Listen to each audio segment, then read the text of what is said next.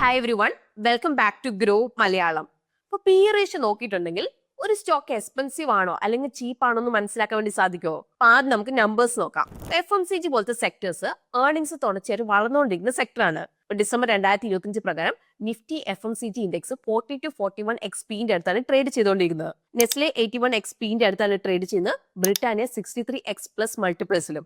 അതേസമയത്ത് 2025 financial Nestle അതുപോലെ ബ്രിട്ടാനിയയുടെ profit growth year over year വെറും 3.4%, 2% മാത്രമാണ്. അപ്പൊ മെറ്റൽസ് എക്കോണമിയുടെ അപ്സ് ആൻഡ് ഡൗൺസ് അനുസരിച്ച് പെർഫോമൻസ് മാറി വരുന്ന സെക്ടറാണ്. അതായത് ഇപ്പം പ്രൈസിലും ഡിമാൻഡിലും ഇപ്പൊ ചെറിയൊരു മാറ്റം തന്നെ വന്നിട്ടുണ്ടെങ്കിൽ പ്രോഫിറ്റിൽ നിന്ന് ലോസിലേക്കോ അല്ലെങ്കിൽ ലോസിൽ നിന്ന് പ്രോഫിറ്റിലേക്ക് കംപ്ലീറ്റ്ലി ഇവിടുന്ന് ഫ്ലിപ്പ് ആവാം. 2025 ഫൈനാൻഷ്യലില് ടാറ്റ സ്റ്റീലിന്റെ 1 year ഓഫ് ടേൺ അറൗണ്ട് ഇതിന്റെ ഒരു ക്ലാസിക് എക്സാമ്പിൾ ആണ്. അതുപോലെ വേദാന്തയുടെ പെർഫോമൻസ് ഇയർ ഓവർ ഇയർ നമ്മൾ ഇവിടെ നോക്കുവാണെങ്കിൽ കമ്പയർ ചെയ്ത് നോക്കുവാണെങ്കിൽ ഓൾമോസ്റ്റ് 3 മടങ്ങ് ഗ്രോത്ത് ഇവിടെ ഉണ്ടായി. ഇപ്പോഴും Nifty metal index just 18 to 90 XPയിലാണ് ട്രേഡ് ചെയ്യുന്നത്. NMDC 9Xലും ഹിൻഡാൽകോ 10Xലുമാണ് ട്രേഡ് ചെയ്യുന്നത്, ലോ ടീം മൾട്ടിപ്പിൾസിൽ. അപ്പം FMCGനേക്കാളും വളരെ കുറവാണിത്. സോ ഇവിടുത്തെ ഒരു ചോദ്യം സിമ്പിൾ ആണ്, ഈ ഒരു പി ഗെയിം എന്താണ് ആക്ച്വലി? എന്തുകൊണ്ടാണ് ഡിഫറെന്റ് സെക്ടറിന് ഡിഫറെന്റ് വാല്യൂഷൻ കിട്ടുന്നത്? അപ്പോൾ ഇൻവെസ്റ്റർ എന്ന നിലയിൽ നമ്മൾ ഇത് എങ്ങനെ നമുക്ക് ഡീകോഡ് ചെയ്യാം? അതുകൊണ്ട് തന്നെയാണ് ഇന്ന് നമ്മൾ ടോപ്പിക് വരുന്നത് പി ഡീകോഡിംഗ് ആണ്.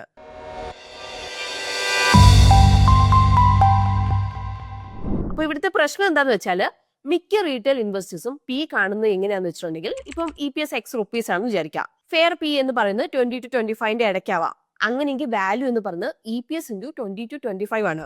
മൈക്കിൾ മൗബോസിൻ ഇതിനെ നേരെ തന്നെ അനലിറ്റിക്കൽ ഡെഡ് എൻഡ് എന്നാണ് വിളിക്കുന്നത്. അപ്പൊ അദ്ദേഹം പറയുന്ന അനുസരിച്ച് പി ഒരു ആർബിട്രറി നമ്പർ ആണ്. അപ്പൊ ഇത് കമ്പനിയുടെ ബിസിനസ് എക്കോണമിക്സ്, അതായത് ഗ്രോത്ത്, റിട്ടേൺ ക്യാപിറ്റൽ, അതിന്റെ റിസ്ക് ഫാക്ടേഴ്സിന്റെ ഔട്ട്കം ആണ്. അപ്പൊ ആദ്യം നമുക്ക് മനസ്സിലാക്കാം എന്തുകൊണ്ടാണ് പല സെക്ടേഴ്സ് പല പി യൂണിവേഴ്സിൽ എക്സിസ്റ്റ് ചെയ്യുന്നത് എന്നുള്ളത് നമുക്ക് നോക്കാം. അപ്പൊ ഇവിടെ നമ്മൾ റിയാലിറ്റി നോക്കുമ്പോൾ FMCGയില് ഡെയിലി യൂസ് ചെയ്യുന്ന പ്രൊഡക്ട്സിന്റെ ഡിമാൻഡ് സ്ഥിരമാണ്. ഏർണിംഗ്സ് ഇൻലിസ്റ്റിക് ആയിട്ടാണ് നമുക്ക് കാണുന്നത്. ബ്രാൻഡ് പ്രസൻസ് സ്ട്രോങ് ആണ്. ROI കൂടുതലാണ്. അതിൽ ബിസിനസ് സൈക്ലിക്കാലിറ്റി നമ്മൾ നോക്കുവാണെങ്കിൽ ഇവിടെ കുറവാണ്. അപ്പൊ ഇത് കാരണം 5 year സെയിൽസ് ഗ്രോത്തിൽ ഏകദേശം 5.3% സ്റ്റാൻഡേർഡ് ഡീവിയേഷനും 5 year പ്രോഫിറ്റ് ഗ്രോത്തിൽ ഏകദേശം 12% സ്റ്റാൻഡേർഡ് ഡീവിയേഷൻ നമുക്ക് ഇവിടെ കാണാൻ വേണ്ടിയിട്ട് സാധിക്കുന്നുണ്ട്. അപ്പൊ ഇവിടെ വളരാൻ, എക്സ്പാൻഡ് ചെയ്യാൻ, അതുപോലെ കൂടുതൽ റീച്ച് നേടാൻ ഇപ്പോഴും വലിയ സാധ്യതയുണ്ട്. അപ്പൊ മെറ്റൽസിന്റെ സിനാരിയോ ഡിഫറെന്റ് ആണ്. ഏർണിംഗ്സ് കമ്മോഡിറ്റി പ്രൈസ് അതുപോലെ തന്നെ ഡിമാൻഡ് സൈക്കിളിനെ ആശ്രയിച്ചാണ് ഇരിക്കുന്നത്. അപ്പൊ ഇതൊരു ക്യാപിറ്റൽ ഇന്റൻസീവ് ബിസിനസ് ആണ്. ഡെറ്റ് കൂടുതലാണ്. അതുപോലെ ക്യാഷ് ഫ്ലോ ഇവിടെ വോളറ്റൈൽ ആണ്. അപ്പൊ ഇത് കാരണം 5 year സെയിൽസ് ഗ്രോത്തിൽ ഏകദേശം 17% സ്റ്റാൻഡേർഡ് ഡീവിയേഷനും 5 year പ്രോഫിറ്റ് ഗ്രോത്തിൽ നമ്മൾ നോക്കുവാണെങ്കിൽ ഏകദേശം 45% സ്റ്റാൻഡേർഡ് ഡീവിയേഷൻ നമുക്ക് ഇവിടെ കാണാൻ വേണ്ടി സാധിക്കുന്നുണ്ട്. അതുകൊണ്ടാണ് മെറ്റൽ സ്റ്റോക്സിൽ പി സിംഗിൾ ഡിജിറ്റ് മുതൽ ചിലപ്പോൾ 110x വരെ മാറാൻ വേണ്ടിയിട്ട് സാധ്യതയുണ്ട്. എന്നാൽ ഇൻഡെക്സ് ലെവൽ മൾട്ടിപ്പിൾസ് പൊതുവെ ലോ തന്നെയായിട്ടാണ് ഇവിടെ നിൽക്കുന്നത്. അപ്പം ഇവിടെ നിങ്ങൾ ഓർക്കുക, സൈക്കിൾ പീക്ക് ആയിരിക്കുമ്പോൾ ഏർണിംഗ്സ് കുത്തനെ ഇവിടെ കൂടാം. അപ്പോൾ പി ഒപ്റ്റിക്കലി വളരെ ലോ ആയിട്ട് നമുക്ക് ഇവിടെ തോന്നും. അതുകൊണ്ടാണ് മെറ്റൽ സെക്ടറിൽ പി പൊതുവെ കൺസിഡർ ചെയ്യാറില്ലാത്തത്. അപ്പം ഇതിന്റെ ഒപ്പം വേറൊരു ഇമ്പോർട്ടന്റ് ഡിഫറൻസ് കൂടി ഉണ്ട്, ക്യാപിറ്റൽ ഇന്റൻസിറ്റി. ഇപ്പൊ ബ്രാൻഡ്സ് അതുപോലെ സോഫ്റ്റ്വെയർ കമ്പനികളുടെ ഗ്രോത്തിനായിട്ട് ഒരുപാട് ക്യാപിറ്റൽ വേണമെന്നില്ല. അതുകൊണ്ട് തന്നെ അവർക്ക് ഹൈ ROI അതുപോലെ തന്നെ ഹൈ വാല്യൂഷൻ ആണ് അവർക്കുള്ളത്. സ്റ്റീൽ മിൽസ് അതുപോലെ റിഫൈനറീസിന് ഹെവി ഫിക്സഡ് കോസ്റ്റ് ആവശ്യമുണ്ട്. അപ്പൊ അതുകൊണ്ട് തന്നെ അവരുടെ മൾട്ടിപ്പിൾസ് ലോ ആയിട്ട് ഇവിടെ നിൽക്കുന്നത്. അപ്പൊ ഇതിന്റെ ഒപ്പം നിങ്ങൾ ഓർക്കുക, പിക്കും ഡിഫറെന്റ് ടൈപ്സ് ഉണ്ടെന്നുള്ള കാര്യം. ഇപ്പൊ ട്രെയിലിംഗ് പി ഉണ്ട്, പാസ്റ്റ് ഏർണിംഗ്സ് ആണ് അത് നോക്കുന്നത്. ഫോർവേഡ് പി, എക്സ്പെക്ടഡ് ഏർണിംഗ്സ് ആണ് നോക്കുന്നത്. അതിൽ ഗ്രോത്തിന്റെ കോണ്ടെക്സ്റ്റിൽ PEG, ട്രെയിലിംഗ് പി അതുപോലെ തന്നെ ഏർണിംഗ് ഗ്രോത്തിന് കമ്പൈൻ ചെയ്ത് വാല്യൂഷൻ ആണ് ഇവിടെ ജഡ്ജ് ചെയ്യുന്നത്. അപ്പൊ സ്മാർട്ട് ഇൻവെസ്റ്റർ അറിയണം ഏത് പി ആണ് നമ്മൾ ഇവിടെ യൂസ് ചെയ്യുന്നത്, ഏത് കോണ്ടെക്സ്റ്റിന് എവിടെ എങ്ങനെ അത് യൂസ് ചെയ്യണം എന്നുള്ള കാര്യം. ഇനി നമുക്ക് അടുത്ത സ്റ്റെപ്പിലേക്ക് നമുക്ക് പോവാം. അപ്പൊ ആദ്യം ഒരു കാര്യം ക്ലിയർ ആണ്, ഇൻവെസ്റ്റിംഗ് എന്ന് പറഞ്ഞത് ജസ്റ്റ് ഒരു ഫോർമുല വെച്ചുള്ള ഒരു കളി മാത്രമല്ല. റിയാലിറ്റിയിൽ ഇൻവെസ്റ്റിംഗ് എന്ന് പറഞ്ഞാൽ അതൊരു ആർട്ട് അതൊരു സയൻസിന്റെ മിക്സ് ആണ്. അപ്പൊ ഇവിടെ നമ്പേഴ്സ് ഒരു സ്റ്റാർട്ടിംഗ് പോയിന്റ് മാത്രമാണ്, ഫൈനൽ ആൻസർ അല്ല. അപ്പൊ പി മനസ്സിലാക്കാനായിട്ട് എവിടെയാണ് അത് വർക്ക് ചെയ്യുന്നത് എന്നുള്ളത് മനസ്സിലാക്കേണ്ടത് വളരെ ഇമ്പോർട്ടന്റ് ആണ്. അപ്പൊ എവിടേക്ക് അത് മിസ്ലീഡ് ചെയ്യുന്നത്, അതുപോലെ എവിടേക്ക് അത് യൂസ്ലെസ് ആവും എന്നുള്ളത് നമ്മൾ അറിഞ്ഞിരിക്കണം. ഇപ്പം ബാങ്കിങ് ആൻഡ് ഫൈനാൻസ് ഒരു എക്സാമ്പിൾ ആയിട്ട് എടുത്താൽ ഇവിടെ പി പലപ്പോഴും മിസ്ലീഡിംഗ് ആകാം. ICICI ബാങ്ക്, SBI പോലുള്ള ബാങ്കുകളിൽ പ്രോഫിറ്റ് ഗ്രോത്ത് മാത്രം ആശ്രയിച്ചല്ല, പക്ഷെ അവിടെ net interest margin, CASA mix, credit growth, provisions, NPA പോലുള്ള ഫാക്ടേഴ്സ് വലിയ രീതിയിൽ ഡിപ്പെൻഡ് ചെയ്യുന്നുണ്ട്. അപ്പൊ ഇതുകൊണ്ട് തന്നെ ഏർണിംഗ്സ് ഇവിടെ വളരെ വോളറ്റൈൽ ആകാം. അതുകൊണ്ട് തന്നെയാണ് ബാങ്കിങ് സ്റ്റോക്സിന്റെ പി മാത്രം നോക്കി ജഡ്ജ് ചെയ്യുന്നത് ഇവിടെ വളരെ റിസ്കി ആണെന്ന് പറയുന്നത്. ഇനിയിപ്പം അടുത്ത കേസ് വരുന്നത് റിയൽ എസ്റ്റേറ്റ് ആൻഡ് ഇൻഫ്രാസ്ട്രക്ചർ ആണ്. ഇപ്പൊ DLF അല്ലെങ്കിൽ അദാനി പോർട്സ് പോലത്തെ ബിസിനസ്സിൽ ഹെവി അപ്ഫ്രണ്ട് ഇൻവെസ്റ്റ്മെന്റും ഡിപ്രീസിയേഷനും കൂടുതലായിരിക്കും. അപ്പൊ അതുകൊണ്ട് തന്നെ പേപ്പറിൽ നെറ്റ് പ്രോഫിറ്റ് നല്ലപോലെ ഇടിഞ്ഞിട്ടായിരിക്കും കാണുന്നത്. സോ ഇവിടെ പി ഇഗ്നോർ ചെയ്യുക. ഇവിടെ ശരിയായിട്ടുള്ള മെട്രിക് എന്ന് പറഞ്ഞാൽ EV/EBITDA ആണ്. കാരണം ഇത് ഡെറ്റും ഡിപ്രീസിയേഷൻ ക്രിയേറ്റ് ചെയ്യുന്ന ഡിസ്റ്റോറേഷൻ ഒഴിവാക്കിയിട്ട് റിയൽ ഓപ്പറേറ്റിംഗ് ക്യാഷ് ഫ്ലോ ഇവിടെ കാണിക്കും. ഇനി നമുക്ക് വേറൊരു കേസിലേക്ക് പോവാം, ലോ PE ട്രാക്ക്. ഇപ്പോൾ ഒരു സ്റ്റോക്ക് നമുക്ക് ചീപ്പായിട്ട് കാണാം, പക്ഷെ റിയാലിറ്റിയിൽ അങ്ങനെ ആവണമെന്നില്ല. മിക്കപ്പോഴും പി ബേസിലുള്ള സ്റ്റോക്ക് വളരെ ചീപ്പായിട്ട് കാണാം. ഇവിടുത്തെ പ്രശ്നം എന്താ വെച്ചാൽ പി ലോ ആണ്. കാരണം ഇവിടുത്തെ അതായത് ഏർണിംഗ്സ് റിയൽ അല്ല. ഇപ്പൊ വൺ ടൈം ഗെയിൻ കാരണം പി ഇൻഫ്ലേറ്റഡ് ആവാം, അല്ലെങ്കിൽ പ്രോഫിറ്റ് അതർ ഇൻകത്തിൽ നിന്ന് വരാം, മെയിൻ ബിസിനസ് ഓപ്പറേഷൻ ഒന്നും ആവണമെന്നില്ല. അപ്പൊ ഇത് നമുക്കൊരു എക്സാമ്പിൾ വെച്ചൊന്ന് മനസ്സിലാക്കാം. ഗ്രാഫൈറ്റ് ഇന്ത്യയുടെ സ്റ്റോറി നമുക്ക് നോക്കാം. 2018 ഗ്രാഫൈറ്റ് ഇന്ത്യ നിങ്ങൾ നോക്ക്, സ്റ്റോക്ക് 1000 രൂപയുടെ മുകളിലാണ്. അതിലൂടെ പി അറൌണ്ട് 10x അടുത്ത് മാത്രമാണ്. അത് വീണ്ടും 6x പിയിലേക്ക് ഇടിഞ്ഞു. എന്നാൽ ഇവിടെ എന്താണ്, അടുത്ത വർഷം ആയപ്പോഴേക്കും സ്റ്റോക്ക് 70 മുതൽ 80% ക്രാഷ് ആയി. അപ്പൊ എന്ത് സംഭവിച്ചു ഇവിടെ? ഗ്രാഫൈറ്റ് ഇന്ത്യ സൈക്ലിക്കൽ ബിസിനസ്സിലാണ് ഉള്ളത്, ഗ്രാഫൈറ്റ് ഇലക്ട്രോഡ്സ്. 2018 ഇലക്ട്രോഡ്സിന്റെ ഗ്ലോബൽ ഷോർട്ടേജ് വന്നു. അതിലൂടെ ഇവിടെ വില എന്താണ്, കത്തിക്കേറി ഇവിടെ. അതുപോലെ കമ്പനി ഇവിടെ അബ്നോർമൽ പ്രോഫിറ്റ് ഏൺ ചെയ്തു. ഏർണിംഗ്സ് ഇവിടെ ടെമ്പററി ആയിട്ട് കൂടി. സോ ഇവിടുത്തെ ഡിനോമിനേറ്റർ വലുതായിട്ട് മാറിയതുകൊണ്ട് പി ആർട്ടിഫിഷ്യലി വളരെ ചെറുതായിട്ട് നമുക്ക് തോന്നി. അപ്പൊ ഇതാണ് ഇൻവെസ്റ്റിംഗ് ആർട്ട് എന്ന് പറയുന്നത്. ഇനി നമ്മൾ സൈക്ലിക്കൽ ഇൻഡസ്ട്രി നോക്കുവാണ്, ലൈക്ക് ഇപ്പൊ മെറ്റൽസ്, കെമിക്കൽ, കമ്മോഡിറ്റീസിൽ പി ഫോമുല റിവേഴ്സിലാണ് വർക്ക് ചെയ്യുന്നത്. അപ്പൊ പീറ്റർ ലിഞ്ച് ബീറ്റിംഗ് ദി സ്ട്രീറ്റിൽ ക്ലിയർ ആയിട്ട് ഇത് എക്സ്പ്ലെയിൻ ചെയ്തിട്ടുണ്ട്. അപ്പൊ നമുക്ക് ഇതൊന്ന് ഡീറ്റെയിൽ ആയിട്ട് മനസ്സിലാക്കാം. അപ്പൊ ഇവിടെ നമ്മൾ അടുത്ത സ്റ്റെപ്പിലേക്ക് നമ്മൾ പോവാണ്. അതാണ് ഐഡന്റിഫൈങ് വാല്യൂ ട്രാപ്സ്. അപ്പൊ എന്താണ് ഈ വാല്യൂ ട്രാപ്സ് എന്ന് പറഞ്ഞാല്, ഇപ്പൊ പിയിൽ ഒരു സ്റ്റോക്ക് ചീപ്പായിട്ട് തോന്നുവാണെങ്കിൽ അത് വാല്യൂ ട്രാപ്സ് നമ്മൾ പറയുന്നത്. പക്ഷേ ബിസിനസ് എക്കോണമിക്സ് ചീപ്പ് ആയതുകൊണ്ടാണ് ഇത് ചീപ്പായിട്ട് ഇവിടെ തോന്നുന്നത്. അതായത് ലോ അല്ലെങ്കിൽ വോളറ്റൈൽ ROE, പുവർ ഗ്രോത്ത് അല്ലെങ്കിൽ സ്ട്രക്ചർഡ് പ്രോബ്ലംസ്. ഇവിടുത്തെ എൻഡ് ഗോൾ സിമ്പിൾ ആണ്. ഫണ്ടമെന്റൽസിനൊപ്പം പി യൂസ് ചെയ്തിട്ട് മനസ്സിലാക്കുക ഏത് സ്റ്റോക്കാണ് ചീപ്പ്, അതുപോലെ റിയൽ പൊട്ടൻഷ്യൽ വെച്ച് നോക്കുമ്പോൾ ഏതാണ് ചീപ്പ് എന്ന്. അപ്പം ക്ലാസിക് വാല്യൂ ട്രാപ്സിന്റെ 2 കേസ് നമുക്ക് നോക്കാം. ഫസ്റ്റ് കമ്പനിയുടെ പി നമ്മൾ ഇവിടെ നോക്കുമ്പോൾ ചീപ്പ് ആയിട്ടാണ് തോന്നുന്നത്. പി ഏകദേശം 10x ആണ്. അതേസമയത്ത് internet PS like info edge അല്ലെങ്കിൽ മാട്രിമോണി ഏകദേശം 30x പിന്റെ അടുത്താണ് ഇവിടെ ട്രേഡ് ചെയ്യുന്നത്. ഇവിടെ 3 years സെയിൽസ് CAGR ഏകദേശം 21% വരുന്നത്. അതിൽ പ്രോഫിറ്റ് CAGR നമ്മൾ നോക്കുവാണെങ്കിൽ ഏകദേശം 150%.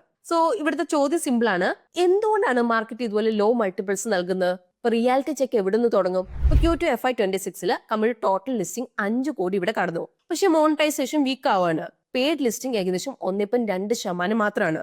ഇത് കഴിഞ്ഞ 5 വർഷത്തിൽ ഇടിഞ്ഞിട്ടുണ്ട്. അപ്പൊ ഇതിന്റെ അർത്ഥം റീച്ചും സ്കെയിലും കൂടുന്നുണ്ട്. പക്ഷെ റവന്യൂ ഗ്രോത്ത് ലിസ്റ്റിംഗിനെ ആശ്രയിച്ച് മാത്രമല്ല, പക്ഷെ നമ്മൾ ഇവിടെ നോക്കുവാണെങ്കിൽ ബെറ്റർ കൺവേർഷൻ, അതുപോലെ തന്നെ ഹയർ പേയിങ് കസ്റ്റമറിനെ ആശ്രയിച്ചാണ് ഇവിടെ ഇരിക്കുന്നത്. ഇതിന്റെ ഒപ്പം സ്ട്രക്ചറൽ പ്രഷറും ഉണ്ട്.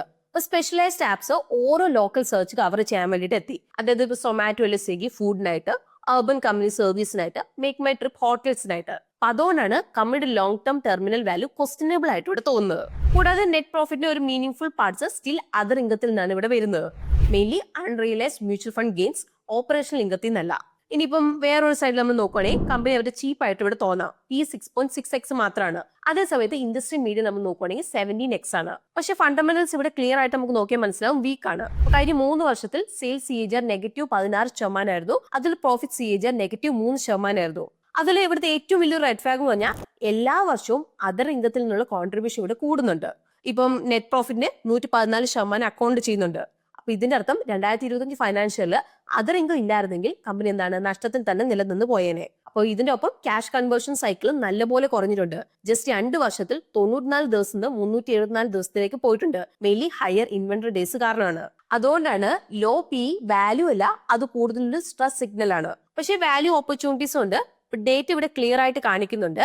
ലോങ് ടേം കോമ്പൗണ്ടിങ് ഗെയിമിൽ കൺസിസ്റ്റൻസിയിലല്ല, പക്ഷെ ചില എക്സെപ്ഷണൽ ഇവന്റ്സിന്റെ മെയിൻ ഇമ്പാക്റ്റിലാണ്. 2019 മുതൽ 2024 ഇടയ്ക്ക് ടോപ്പ് 100 വെൽത്ത് ക്രിയേറ്റേഴ്സിൽ 6 സ്റ്റോക്സിന് മാത്രമേ എല്ലാ വർഷവും നിഫ്റ്റി TRIനെ മറികടക്കാൻ വേണ്ടിയിട്ട് ഇവിടെ സാധിക്കുന്നുള്ളൂ. അപ്പം ഇതിന്റെ അർത്ഥം ചില സെലക്ടഡ് ഐഡിയാസിന് മാത്രമേ റിയൽ ലോങ് ടേം ഇമ്പാക്ട് ഉള്ളൂ. അപ്പൊ ഇതിന്റെ ഒരു ബെസ്റ്റ് എക്സാമ്പിൾ ആണ് ഹിന്ദുസ്ഥാൻ എയറോനോട്ടിക്സ് ലിമിറ്റഡ്. അപ്പൊ ഇവിടെ മാർക്കറ്റ് കമ്പനിയുടെ റിയൽ ബിസിനസ് കാണാതെ ജസ്റ്റ് ബ്രാൻഡിന് മാത്രമേ ഇവിടെ ഫോക്കസ് ചെയ്തിട്ടുള്ളൂ. 2020 മുതൽ 2022 പകുതി വരെ സ്റ്റോക്ക് ഏകദേശം 600 മുതൽ 900 എന്ന റേഞ്ചിൽ മൂവ് ചെയ്യായിരുന്നു. P 9x മുതൽ 11xന്റെ ഇടയ്ക്കായിരുന്നു. എന്നാൽ ഇവിടെ കുറച്ച് ഇമ്പോർട്ടന്റ് പോയിന്റ്സ് ഉണ്ടായിരുന്നു.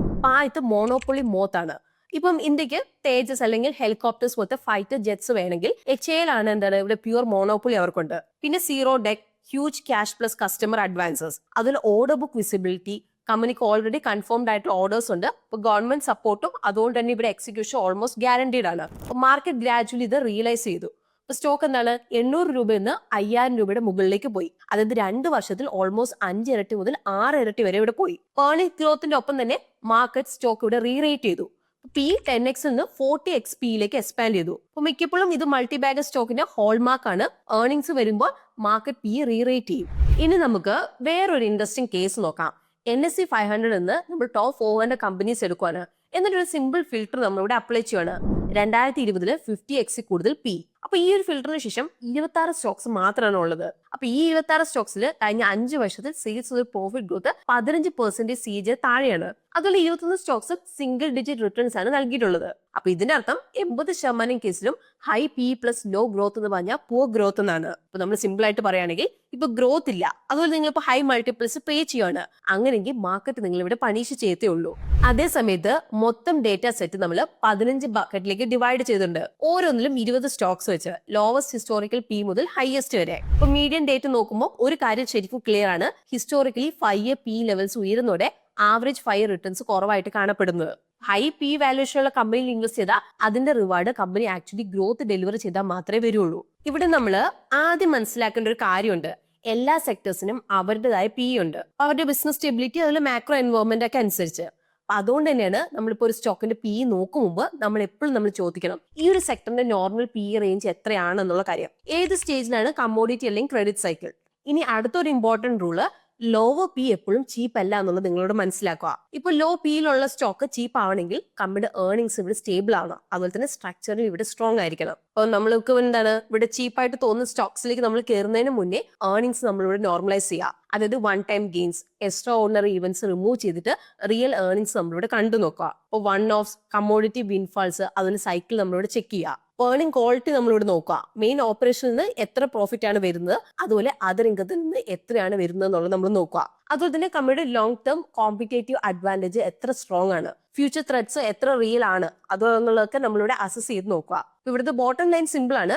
പി ഒരു ഷോർട്ട് കട്ട് ഫോർമുല അല്ല, ഇതൊരു വാല്യുവേഷൻ ലെൻസ് ആണ്. ഇപ്പൊ ഗ്രോത്തിന്റെ കോണ്ടെക്സ്റ്റിൽ നമ്മൾ നോക്കണം. അതായത് ഇപ്പൊ PEG, ട്രെയിലിംഗ് PE അതുപോലെ ഏർണിംഗ്സ് ഗ്രോത്ത് ഒന്നിച്ച് നമ്മളിവിടെ നോക്കണം. ഇപ്പൊ ഗ്രോത്തിന്റെ ഒപ്പം നമ്മളിത് ജഡ്ജ് ചെയ്യുമ്പോൾ പി ഒരു പവർഫുൾ സിഗ്നൽ ആയിട്ട് ഇവിടെ മാറും. സോ ഇത്രയാണ് ഇന്നത്തെ വീഡിയോയിൽ നമ്മൾ കവർ ചെയ്യാൻ വേണ്ടി ഉദ്ദേശിച്ചത്. ഇന്നത്തെ വീഡിയോ നമ്മൾ എഡ്യൂക്കേഷണൽ പർപ്പസിനായിട്ടാണ് കവർ ചെയ്തിരിക്കുന്നത്, ഇതൊരു ഇൻവെസ്റ്റ്മെന്റ് അഡ്വൈസ് അല്ല. അപ്പോൾ ഇന്നത്തെ വീഡിയോ നിങ്ങൾക്ക് യൂസ്ഫുൾ ആയിട്ടുണ്ടെങ്കിൽ വീഡിയോ ലൈക്ക് ചെയ്യാൻ വേണ്ടി നിങ്ങൾ ശ്രദ്ധിക്കണം. അതുപോലെ നമ്മൾ ചാനൽ കോണ്ടന്റ് ഒക്കെ നിങ്ങൾക്ക് ഇഷ്ടമാവുന്നുണ്ടെങ്കിൽ ചാനലും കൂടെ നിങ്ങൾക്ക് സബ്സ്ക്രൈബ് ചെയ്യാം. സോ നമുക്ക് പുതിയൊരു വീഡിയോ ആയിട്ട് ഗ്രോ മലയാളം ചാനലിലൂടെ കാണാം. അതുവരെ take care, happy investing and bye from Rincy.